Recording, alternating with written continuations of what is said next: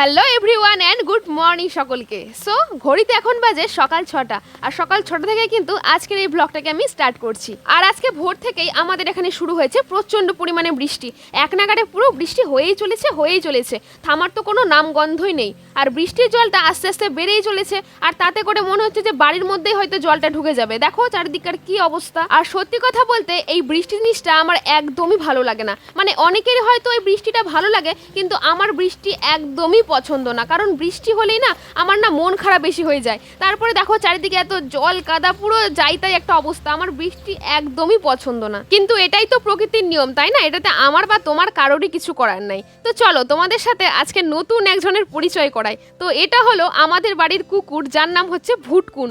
তো আমাদের সাথে সাথে না ওরও অসুবিধা হয়ে গেছে। দেখো বৃষ্টির জলে বেচারা কতটা ভয় পাচ্ছে, তাই না? তো দেখো আমি না এখানে ওকে ডাকছিলাম খাওয়ার জন্য, তো ওই জন্য এখানটায় জলটা পার করে আমার কাছে আসছিল আর কি। আর তোমরা অনেকেই আমি যখন আমার ফার্স্ট চ্যানেলে লাইভ করি তখন এর গলা পাও। তো দেখো তোমাদের সাথে আজকে কিন্তু আমি পরিচয় করিয়েই দিলাম যে কার গলা তোমরা আমার লাইভে পাও। তারপরে বৃষ্টিটা একটু সামান্য কমেছিল আর কি কিছুক্ষণের জন্য, তো তার জন্য একটু বাজার ঘাটটা করা গেছে আর কি। তো বাবা আজকে বাজার থেকে এনে দিয়েছিল এই বাটা মাছগুলো। তো এই বাটা মাছগুলো আজকে আমি রান্না করেছিলাম। তারপরে রান্না বান্না করে স্নান খাওয়া দাওয়া করার পরে এখানটা আমি প্রজেক্ট লিখতে বসে পড়েছিলাম।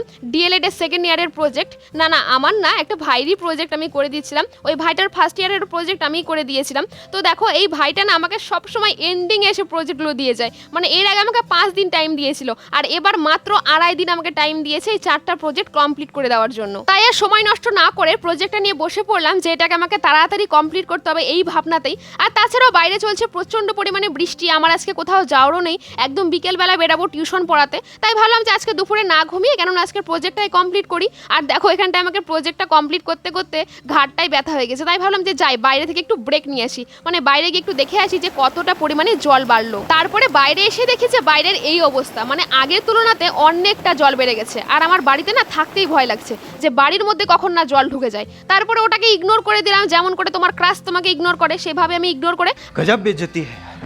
আবারও চলে আসলাম প্রজেক্টটা লিখতে। আর এটাকে দেখছো, এটাকে আমাকে পুরোটা ব্ল্যাক বোর্ড একটা তৈরি করতে হয়েছে, তার উপরে হোয়াইট নাট দিয়ে এটাকে আমাকে লিখতে হয়েছে। মানে আমার এতটা কষ্ট হয়েছে। আর সত্যি কথা বলতে আমি ডিজাইনের D2 পারি না। হ্যাঁ লিখতে পারি, কিন্তু ডিজাইনের D2 পারি না, তাই জন্য সেরকমভাবে ডিজাইনটা আমি করিনি।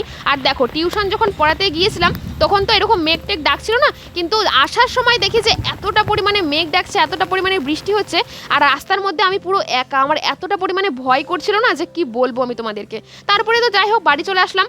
বাড়ি এসে দেখি যে মা গরম গরম ঘুগনি তৈরি করেছে খাসির চর্বি দিয়ে, যেটা আমার খুবই ফেভারিট। আর আমি অনেকটা পরিমাণেই যেহেতু ঘুগনি খেয়েছিলাম, তাই রাতের আজকে কোনো কিছুই আমি আজকে খাইনি, মানে কোনো কিছু আজকে ডিনার আমি করিনি। আর এই দেখো বাইরেটা, মানে বৃষ্টি যেন আরোই বাড়ছে, যত রাত হচ্ছে তত বৃষ্টিটা বাড়ছে। তো হ্যাঁ আজকের আমার দিনটা এভাবেই কাটলো। তো আজকের ভিডিওটা তোমাদের কেমন লাগলো অবশ্যই আমি কমেন্ট বক্সে জানিও। আর আজকের ভিডিওটি যদি তোমাদের ভালো লেগে থাকে তাহলে অবশ্যই একটা লাইক করে চ্যানেলটাকে সাবস্ক্রাইব করে দিও। তো দেখা হচ্ছে এর পরের ভিডিওতে, এখনকার মতো টাটা।